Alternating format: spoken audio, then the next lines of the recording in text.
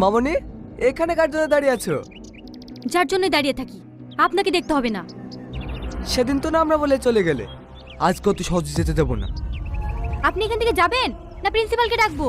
না না, প্রিন্সিপালকে ডাকো না, আমার প্রিন্সিপালকে ভীষণ ভয় লাগে।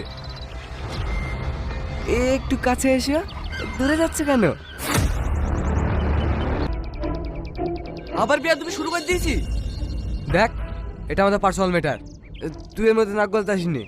তোর মতো ছেলেকে আমার ভালোভাবে চেনা আছে, ভালোই ভালোই বলছি, ঝামেলা না করে এখান থেকে চলে যা, না হলে কিন্তু অনেক খারাপ হবে।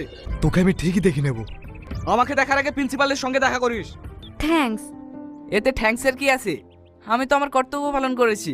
আর তাছাড়া আমার সামনে অন্য কিছু হলে আমি কখনোই মুখ বুজে সহ্য করব না। আপনি অনেক ভালো মানুষ। এই নিন আপনার ডায়েরি। সব পড়া হয়ে গেছে? হ্যাঁ, আপনার কবিতা মাকে পড়েও শুনিয়েছি। মা আপনার অনেক